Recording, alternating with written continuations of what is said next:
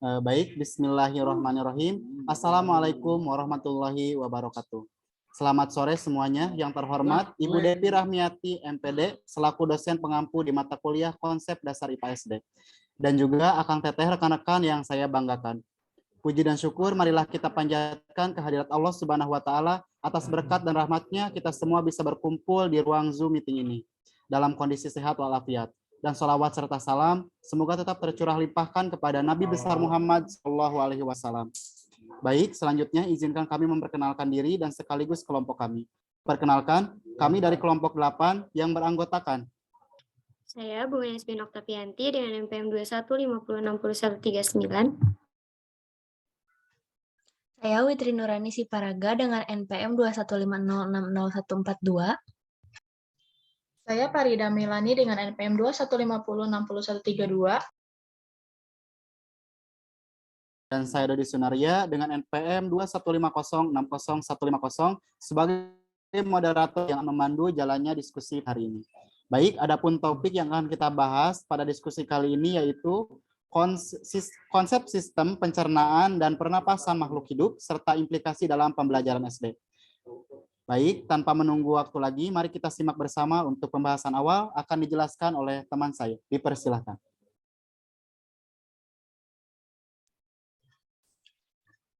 Nah, baik, untuk materi yang pertama yaitu ada pengertian sistem pencernaan. Nah, sistem pencernaan adalah sebuah proses metabolisme di mana suatu makhluk hidup memproses sebuah zat dalam rangka untuk mengubah secara kimia atau mekanik sesuatu zat menjadi nutrisi. Nah, pencernaan terjadi pada organisme multisel, sel, dan tingkat subsel. Biasanya ada pada hewan. Nah, pencernaan biasanya dibagi menjadi aktivitas mekanik dan kimia.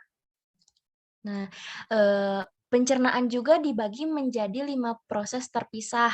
Yang pertama itu ada ingesti, atau bisa juga disebut menaruh makanan di dalam mulut ya. Yang kedua ada pencernaan mekanik, atau penggunaan gigi untuk merobek dan menghancurkan makanan dan menyalurkannya ke perut. Yang ketiga ada pencernaan kimiawi, yaitu penambahan kimiawi, asam, bile, enzim, dan air untuk memecah molekul kompleks menjadi struktur sederhana. Nah, yang selanjutnya ada penyerapan atau gerakan nutrisi dari sistem pencernaan ke sistem sirkulator dan limpatik sapalaris melalui osmosis, transport aktif, dan difusi. Yang kelima ada penyingkiran. Penyingkiran material yang tidak dicerna dari trek pencernaan melalui defekasi. Selanjutnya.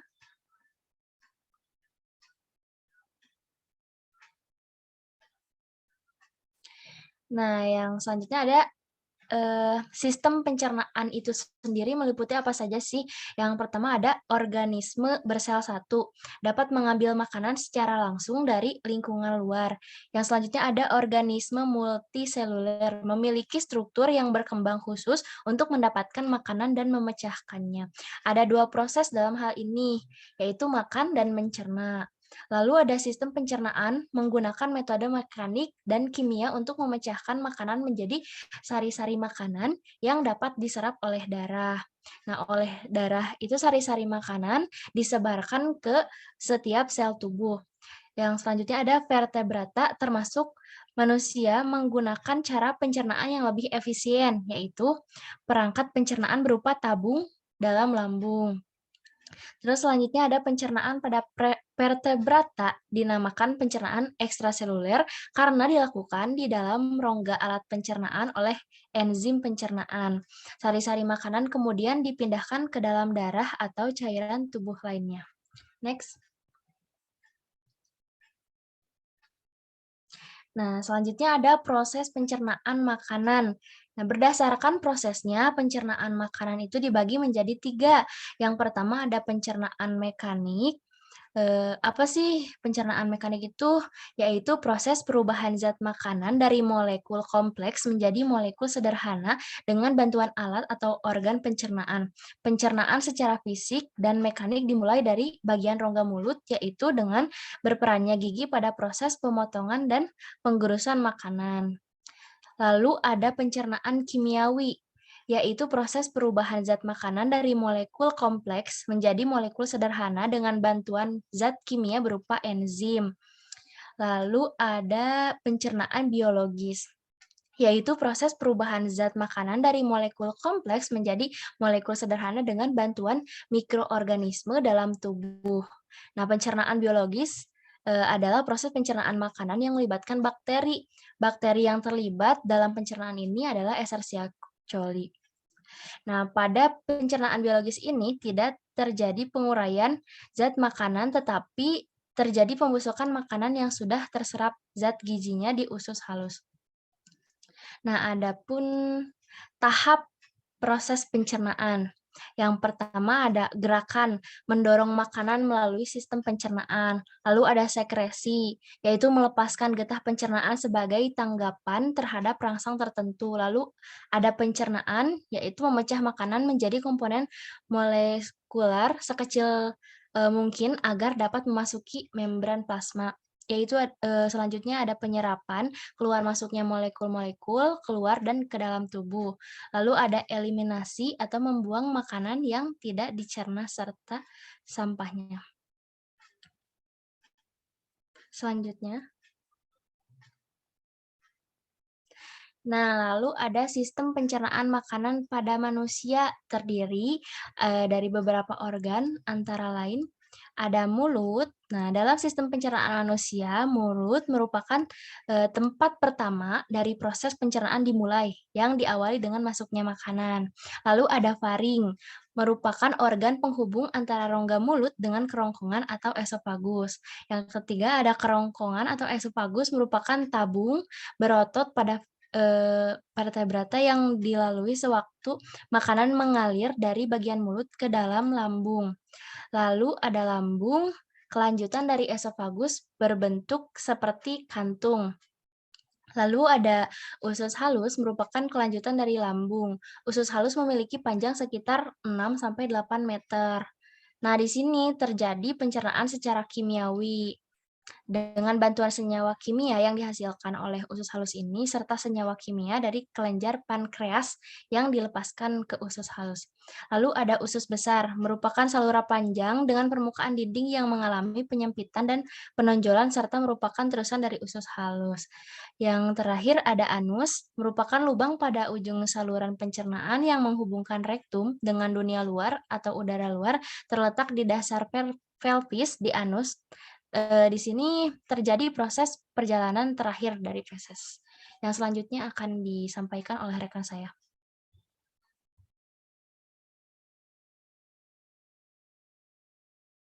Baik, yang selanjutnya sistem pencernaan pada hewan. Sistem pencernaan pada hewan atau invertebrata. Sistem pencernaan pada hewan vertebrata umumnya dilakukan secara intrasel seperti pada Photoroza, Porifera, dan Coleopterata. Pencernaan dilakukan dalam alat khusus berupa vakula makanan, sel koanosit, dan rongga Gastaca fokuler. Selanjutnya, pada cacing parasit seperti pada cacing pita, alat pencernaannya belum sempurna dan tidak memiliki mulut dan anus. Pencernaan dilakukan dengan cara absorbs langsung melalui kulit. A. Sistem pencernaan makanan pada cacing tanah.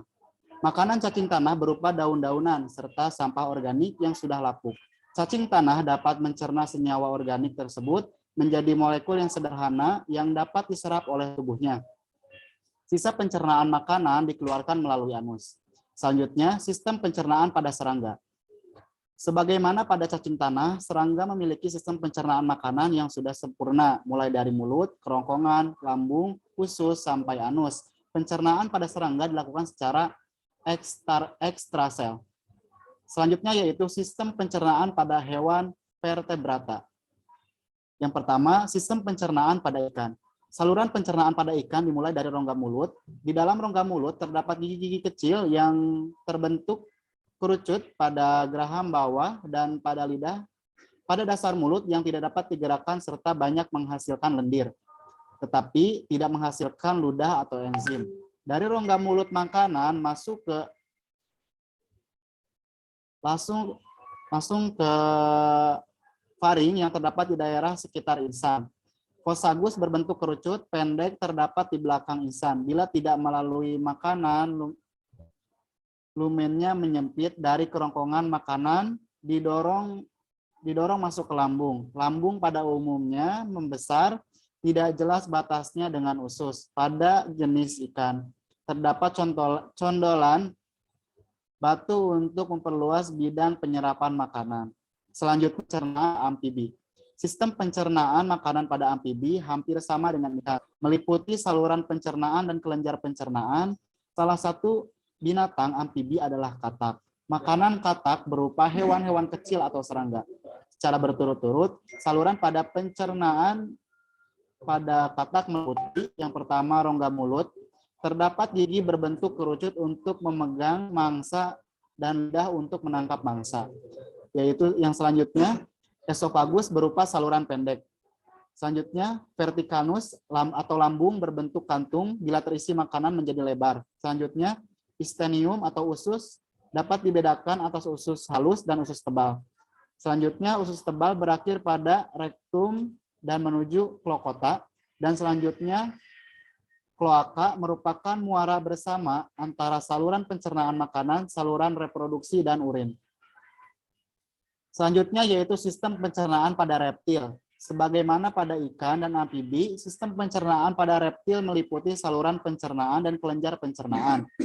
Secara berturut-turut, saluran pencernaan reptil meliputi A. Rongga mulut. Bagian rongga mulut disokong oleh rahang atas dan bawah, masing-masing memiliki deretan gigi yang berbentuk kerucut. Selanjutnya yaitu esofagus atau kerongkongan, verticanus atau lambung, dan instetinum, terdiri atas usus halus dan usus tebal yang muara pada anus. Yang keempat, sistem pencernaan pada burung. Organ pencernaan pada burung terbagi atas saluran pencernaan dan kelenjar pencernaan. Makanan burung bervariasi berupa biji-bijian, hewan kecil, dan buah-buahan. Saluran pencernaan pada burung terdiri atas paruh atau merupakan modifikasi dari gigi. Selanjutnya rongga mulut terdiri atas rahang atas yang merupakan penghubung antara rongga mulut dan tanduk. Selanjutnya yaitu faring berupa saluran pendek. Esofagus pada burung terdapat pelebaran pada bagian ini disebut tembolok. Selanjutnya yaitu lambung terdiri atas procacentriculus atau lambung kelenjar dan lambung pengunyah atau empedal. Selanjutnya yaitu instenium terdiri atas usus halus dan usus tebal yang bermuara pada kloaka.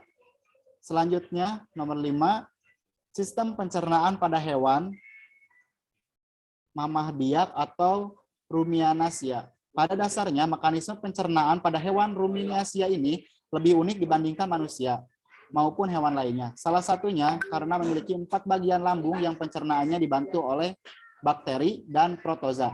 Secara umum, sapi memiliki organ pencernaan yang terdiri atas mulut, kerongkongan, lambung, usus halus, dan anus. Khususnya di dalam mulut sapi terdapat organ-organ berikut ini. Yang pertama lidah, selapia, dan gigi sapi. Sementara itu, lambung sapi merupakan organ pencernaan yang penting. Ukuran lambung sapi jauh lebih besar dari lambung manusia. Lambung sapi terdiri atas 4 bagian. Yang pertama, rumen atau proses pencernaan dengan bantuan mikroba yang terjadi di sini. Yang kedua, retikulum. Ini merupakan tempat terjadinya proses fermentasi makanan yang dibantu oleh bakteri, anaerob, dan protoza. Yang ketiga, omasum, merupakan enzim pencernaan yang membantu makanan untuk dicerna di bagian perut. Keempat, ada obasum. Ini bisa disebut dengan lambung yang merupakan tempat makanan dicerna dengan bantuan enzim pelapisan yang dihasilkan oleh abomasum. Setelah melalui proses pencernaan di abomasum, makanan akan bergerak menuju usus halus. Di sana akan terjadi proses absorpsi. Seekor sapi dewasa memiliki usus halus panjang 40 meter, lalu sisa-sisa makanan akan diteruskan ke anus. Baik, untuk yang selanjutnya akan dilanjutkan oleh teman saya. Baik, selanjutnya ada sistem pernapasan. Di sini sistem pernapasan atau respirasi adalah suatu proses mulai dari pengambilan oksigen, pengeluaran karbohidrat hingga penggunaan energi di dalam tubuh. Manusia dalam bernapas menghirup oksigen dalam udara bebas dan membuang karbon dioksida ke lingkungan. Respirasi dapat dibedakan atas dua jenis. Respirasi luar merupakan pertukaran antara O2 dan CO2 antara darah dan udara. Di sini ada respirasi dalam merupakan pertukaran O2 dan CO2 dari aliran darah ke sel-sel tubuh. Dalam pengambilan nafas ke dalam tubuh dan membuang nafas ke udara dilakukan dengan dua pernapasan, yaitu respirasi atau pernapasan dada, respirasi atau pernapasan perut. Di sini ada respirasi pernapasan dada, yaitu otot antara tulang rusuk luar berkontraksi atau mengerut, tulang rusuk terangkat ke atas, rongga mulut membesar, yang mengakibatkan tekanan udara dalam dada kecil sehingga udara masuk ke dalam badan. Terus ada respirasi perut atau pernapasan perut. Di sini otot diafragma pada perut mengalami kontraksi, diafragma datar, volume rongga dada menjadi besar yang mengakibatkan tekanan udara pada dada mengecil sehingga udara masuk ke paru-paru. Selanjutnya, sistem pernapasan pada manusia, sistem respirasi manusia dapat berlangsung berkat keberadaan alat-alat pernapasan. Alat pernapasan manusia terdiri dari rongga hidung, faring, trakea, bronkus, dan paru-paru. Bila salah satu organ pernapasan tidak mampu berfungsi secara normal, maka bisa mempengaruhi kerja sistem pernapasan secara umum. Normalnya manusia butuh kurang lebih 300 liter oksigen per hari. Dalam keadaan tubuh bekerja berat, maka oksigen atau O2 yang diperlukan pun menjadi berlipat-lipat kali, bisa sampai 10 hingga 15 kali lipat. Selanjutnya, di sini ada proses kimiawi respirasi pada tubuh manusia, pembuangan CO2 dari paru-paru, H ditambah HCO3 menjadi H2CO3 menjadi H2 plus CO2. Pengikatan oksigen oleh hemoglobin Hb plus O2 menjadi HbO2. Pemisahan oksigen dari hemoglobin ke cairan sel HbO2 menjadi Hb plus O2. Di sini ada pengangkutan karbon dioksida di dalam tubuh CO2 ditambah H2O menjadi H2 ditambah CO2. Terus di sini ada alat-alat pernafasan berfungsi memasukkan udara yang mengandung oksigen dan mengeluarkan udara yang mengandung karbon dioksida dan uap air. Tujuan proses pernapasan yaitu memperoleh energi. Pada peristiwa pernapasan terjadi pelepasan energi. Sistem pernapasan manusia terdiri dari rongga hidung. Nah, rongga hidung merupakan organ pernapasan yang pertama kali dilalui udara dari luar. Dalam rongga hidung terdapat selaput lendir dan rambut yang berfungsi untuk menahan kontaminasi benda-benda asing. Misalnya kayak debu ya, kita biasanya kalau menghirup udara tuh pasti ada debunya gitu ya. Terus di sini ada pangkal tenggorokan. Faring merupakan pertemuan antara saluran pernafasan di bagian depan dan saluran pencernaan di bagian belakang. Saluran nafas akan terbuka ketika manusia berbicara. Oleh karena itu, jika kita makan sambil berbicara, kemungkinan makanan masuk ke dalam saluran pernafasan. Terus di sini ada batang tenggorokan. Dinding tenggorokan tipis dan kaku, dikelilingi oleh cincin tulang rawan, dan pada bagian rongga bersilia. Silia ini berfungsi menyaring benda-benda asing yang masuk ke saluran pernapasan. Batang ke saluran pernapasan. Terus selanjutnya ada pangkal tenggorokan. Nah, fungsi utama di sini tuh bisa disebut laring ya. Nah, jadi fungsi utama laring adalah menghasilkan suara dan juga sebagai tempat keluar masuknya udara. Selanjutnya ada cabang batang tenggorokan atau bronkus. Fungsi utama bronkus adalah menyediakan jalan bagi udara yang masuk dan keluar paru-paru. Di sini ada paru-paru. Nah, fungsi utama paru-paru itu adalah sebagai tempat untuk melakukan proses pertukaran oksigen dan gas karbon dioksida. Baik, selanjutnya ada sistem pernapasan pada hewan. Untuk pernafasan, hewan memiliki alat pernafasan. Alat-alat pernapasan tersebut berperan dalam proses pemasukan oksigen dari lingkungan luar dalam tubuh, serta pengeluaran karbon dioksida dari tubuh keluar lingkungan. Di sini alat pernafasan pada hewan bervariasi antara hewan yang satu dengan yang lainnya. Ada yang berupa paru-paru, insan, kulit, trakea, dan paru-paru buku. Bahkan ada beberapa organisme yang belum mempunyai alat khusus sehingga oksigen berdifusi langsung dari lingkungan ke dalam tubuh. Di sini ada pernafasan pada burung di saat hinggap sebagai berikut. Burung menghisap udara mengalir lewat bronkus ke pundi-pundi hewan bagian belakang. Bersamaan dengan itu, udara yang sudah ada di paru-paru mengalir ke pundi-pundi hawa. Udara di pundi-pundi belakang mengalir ke paru-paru. Udara menuju pundi-pundi hawa depan, kecepatan respirasi pada berbagai hewan berbeda tergantung dengan berbagai hal, antara lain aktivitas, kesehatan, dan bobot tubuh. Selanjutnya ada pernapasan pada mamalia. Fase inspirasi, gas oksigen masuk melalui rongga hidung dan mulut, kemudian masuk ke pharynx, selanjutnya melalui larynx, trakea, bronkus, bronchiolus, dan selanjutnya sampai ke paru-paru. Pertukaran udara terjadi dalam alveolus dan selanjutnya oksigen akan diedarkan ke seluruh tubuh. Fase ekspirasi, karbon dioksida dari seluruh tubuh akan dibawa menuju jantung, selanjutnya akan masuk ke paru-paru, dan selanjutnya akan keluar melalui saluran yang sama saat oksigen masuk. Baik, selanjutnya akan disampaikan oleh teman saya. Baik, yang selanjutnya itu ada gangguan pada pencernaan dan pernapasan makhluk hidup. Boleh di next. Nah, yang pertama itu ada gangguan pencernaan pada manusia. Gangguan pencernaan pada manusia itu adalah masalah yang terjadi pada saluran atau organ yang terlibat dalam pencernaan. Yang pertama itu ada diare. Diare adalah peningkatan frekuensi feses lebih dari 3 kali dalam sehari disertai perubahan konsistensi menjadi lebih cair.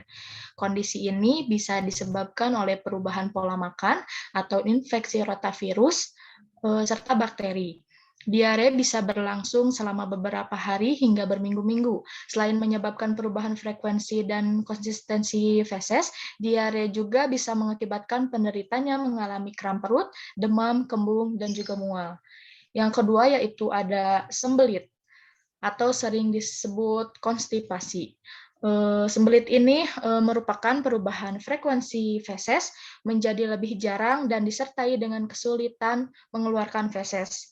Hal ini bisa disebabkan oleh menurunnya pergerakan usus. Di samping frekuensi feses ini yang menurun, gejala sembelit ini meliputi yang pertama yaitu ada fesesnya keras, yang kedua harus mengejan saat buang air besar, lalu merasa ada penyumbatan di rektum sehingga tinja sulit dikeluarkan, lalu ada merasa tidak tuntas setelah buang air besar, dan yang terakhir yaitu perlu bantuan untuk mengeluarkan feses, misalnya dengan menekan perut, dengan menggunakan jari tangan, atau mengeluarkan feses dari anus. Lalu yang ketiga ada wasir atau sering disebut hemoroid. Wasir terjadi ketika pembuluh darah, vena yang terletak di luar atau di dalam saluran anus mengalami pembengkakan.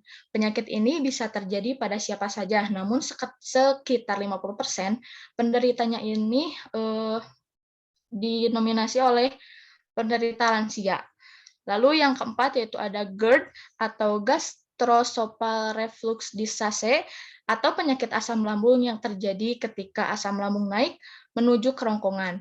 Kondisi ini disebabkan oleh melemahnya katup sphincter yang terletak di dalam saluran kerongkongan bagian bawah.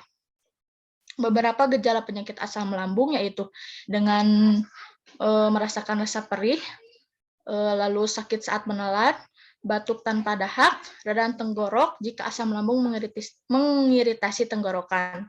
Lalu yang terakhir ada tukak lambung. Tukak lambung adalah luka pada lapisan lambung dan usus halus bagian atas. Pengikisan dan luka tersebut umumnya disebabkan oleh infeksi atau penggunaan obat pada pereda nyeri dalam jangka panjang. Lalu gejalanya yaitu rasa begah dan kembung, mual dan muntah, feses berwarna gelap, perubahan nafsu makan. Boleh di next.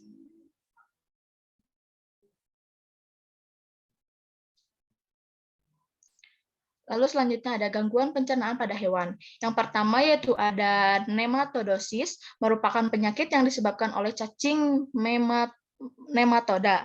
Cacing ini tinggal di saluran pencernaan hewan ternak, dan cacing ini menyerap sari-sari makanan, bahkan dapat menghisap darah ataupun cairan dalam tubuh si hewan ternak. Lalu ada diare. Diare ini sama seperti pada manusia yang mengalami fesesnya itu cair. Lalu yang ketiga yaitu ada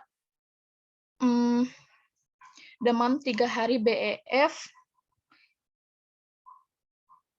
Itu jadi hewannya itu demam. Boleh di next. Lalu ada gangguan pernapasan pada manusia. Yang pertama itu ada alergi. Reaksi alergi pada tubuh manusia ternyata dapat mengganggu sistem pernapasan. Penyebabnya sangat beragam, antara lain debu, serbuk bunga, bulu binatang, jamur, suhu dingin, dan makanan yang mengandung banyak protein. Kontak dengan penyebab alergi bisa menyebabkan gangguan pernapasan berupa batuk-batuk, sesak nafas, dan nadi berdenyut sangat cepat. Yang kedua yaitu ada asma. Penyakit asma ini merupakan gangguan pernapasan berupa asma ditandai dengan beberapa gejala khas seperti sesak napas, nyeri dada, batuk-batuk, dan napas berbunyi. Asma disebabkan oleh peradangan atau penyimpangan saluran pernapasan sehingga pengidapnya jadi sulit bernapas. Yang ketiga yaitu bronkitis. Bronkitis adalah penyakit gangguan pernapasan yang disebabkan oleh peradangan pada saluran utama paru-paru. Selain menyebabkan batuk dan sesak napas, biasanya bronkitis ini juga membuat pengidapnya mengalami demam, nyeri tenggorokan, atau sakit kepala. Lalu selanjutnya ada penyakit baru, obstruktif kronis atau PPOK. Istilah PPOK ini digunakan untuk menyebut sekumpulan penyakit paru-paru yang disebabkan oleh radang, misalnya bronkitis dan emfisema. Penyakit baru obstruktif kronis menyebabkan kerusakan saluran pernapasan sehingga memicu gangguan pernapasan dan bersifat progresif atau bisa memburuk seiring berjalannya waktu. Boleh di next.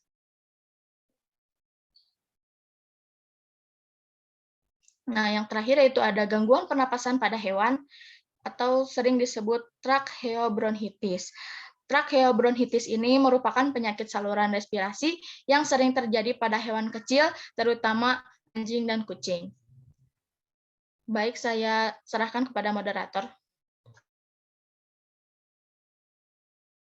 Baik, selanjutnya saya akan membacakan kesimpulan. Sistem pencernaan merupakan proses memperhalus makanan menjadi bentuk yang dapat diserap oleh tubuh. Fungsi organ pencernaan utama adalah mencerna makanan untuk memberikan nutrisi bagi tubuh. Saluran pencernaan makanan merupakan saluran yang mencerna makanan dari luar dan mempersiapkannya untuk diserap oleh tubuh. Dengan alur dari jalannya proses pencernaan adalah pengunyahan, penelanan, dan pencampuran dengan enzim zat cair yang terbentang mulai dari mulut sampai anus.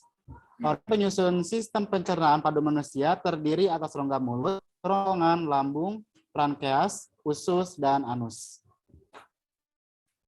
Alhamdulillahirrabbilalamin, pembahasan diskusi pada hari ini telah selesai. Saya memohon maaf apabila masih terdapat banyak kekurangan dan juga kesalahan sepanjang diskusi berlangsung.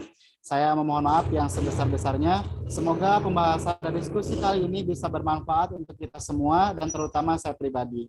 Baik, saya Dodi Sunaria sebagai moderator pamit undur diri tanpa mengurangi rasa hormat. Saya ucapkan wabillahi taufiq wal hidayah. Wassalamualaikum warahmatullahi wabarakatuh.